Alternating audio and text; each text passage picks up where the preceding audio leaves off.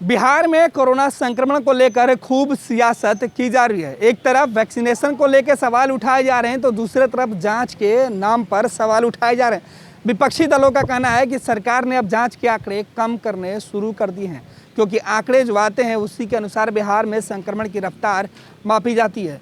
अभी हम पटना के न्यू गार्डिनर अस्पताल में, और इस अस्पताल में इसलिए है क्योंकि अब से कुछ दिन पहले और आज भी लगातार यहाँ लंबी लंबी कतार होती थी, लोग जांच कराने पहुँचते थे। यहाँ RT-PCR और एंटीजन यानी रैपिड भी जो दोनों जांच है, दोनों जांच के सैंपल लिए जाते थे। आज क्या कुछ हालात हैं, जांच करवाने वाले लोग कितने आते हैं, क्या बिहार में सचमुच कोरोना की जो रफ्तार है वो धीमी हुई है? अगर बिहार में संक्रमण की रफ्तार धीमी हुई है तो यह बिहार के लिए एक अच्छी खबर है। क्या संक्रमण की रफ्तार धीमी इसलिए भी है क्योंकि अब जांच कराने आने वाले लोगों की कतारें घटने लगी है। जो लोग पहले लंबी लंबी कतार में इस अस्पताल परिसर में खड़े होते थे, उनकी कतारें अब नहीं दिख रही है। लोग आ रहे हैं और आसानी से नंबर लगाकर अपनी जांच करवा ले रहे हैं। इसका मतलब यह साफ है कि बिहार में संक्रमण की रफ्तार अब धीमी हुई है, तभी तो लोग अस्पताल जांच के लिए कम आ रहे हैं। ये दावे सरकार की तरफ से ज़रूर किए जा रहे हैं और इसी दावे पर विपक्ष का जो है लगातार सवाल उठता है। और काउंटर की जो स्थिति है वो हम दिखा रहे हैं। हमारे सहयोगी स्मित सिन्हा हमारे साथ बने हुए हैं।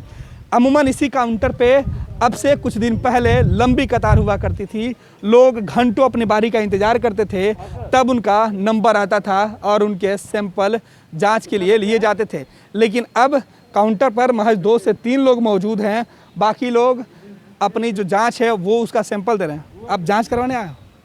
कितने देर पहले आप आए? अभी 10 मिनट हुआ। भीड़ नहीं है? बिल्कुल नहीं। ये एक अच्छी बात हो सकती है, क्योंकि बिहार में संक्रमण की रफ्तार अगर धीमी हो रही है, लोग अस्पताल कम पहुंच रहे हैं, यानी कि समस्या कम हो रहा है। हो रही है। तो ये राहत वाली बात है। हाँ, राहत वाली बात तो है। इससे तमाम जो लोग हैं उनके लिए एक बेहतर खबर पटना से है। पटना के अस्पतालों में अब जांच करवाने वाले लोगों की जो भीड़ है वो कम हो गई है, यानी पटना के अंदर संक्रमण की रफ्तार धीमी पड़ा है।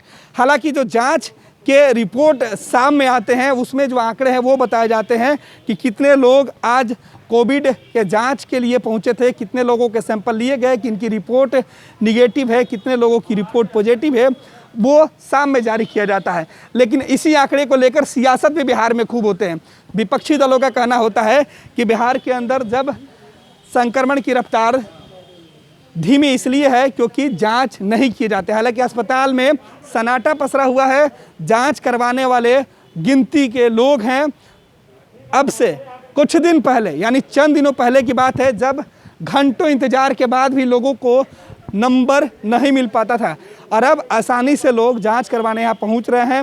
लोग बिल्कुल नहीं है, और यहाँ पे जो दोनों जांच है वो किया जा रहा था। और सबसे ज़्यादा भीड़ इसलिए होता था कि सभी व्यक्तियों को RT-PCR जांच करवाने की जल्दी होती थी। हर कोई चाहता था कि उनका जांच RT-PCR से हो, जिसको कि उसकी रिपोर्ट पे सबसे ज़्यादा भरोसा है। और इसी जांच को लेकर देखिए किस तरीके से अभी जो जांच है वो किया जा रहा है। एक भी व्यक्ति जो है वो अब कतार में घंटों इंतज़ार नहीं कर रहे हैं। हर व्यक्ति को बहुत आसानी से जो जाँच है वो कर दिया जा रहा है, जिस वजह से कह सकते हैं कि पटना के लोगों के लिए थोड़ी सी राहत की खबर ज़रूर है, क्योंकि पटना में अब जांच की रफ्तार धीमी हो गई है। कोविड का जो संक्रमण है वो भी अब पटना से, एक्सक्यूज मी, हो गया जांच आपका? जी। कितना देर पहले आप आई थी? बस 5 मिनट पहले। और तुरंत नंबर लग गया और तुरंत जांच भी हो गई? जी जी जी। तो ये कह सकते हैं कि अब महामारी जो है वो पटना में थोड़ा सा कम होते दिख रहा है? जी, कह सकते हैं। भीड़ कम है। भीड़ कम है, इसका मतलब महामारी कम है? कुछ महामारी कम है और लॉकडाउन की वजह से भी भीड़ कम है। संक्रमण की रफ्तार भी कह सकते हैं कि कम है, तो अस्पताल लोग कम पहुँच रहे हैं। जी, कम है। तो ये एक अच्छी खबर है। जी, अच्छी खबर है। तो ये राहत पहुंचाने वाली बात है, सुकून देने वाली खबर है कि पटना के अस्पतालों में अब कोविड के नाम पे जो भीड़ जांच के लिए उमड़ती थी वो कतार कम हो गई है। लोगों को घंटों इंतजार नहीं करना पड़ रहा है, यानी बिहार के अंदर संक्रमण की रफ्तार धीरे धीरे ही सही मगर कम होती दिख रही है।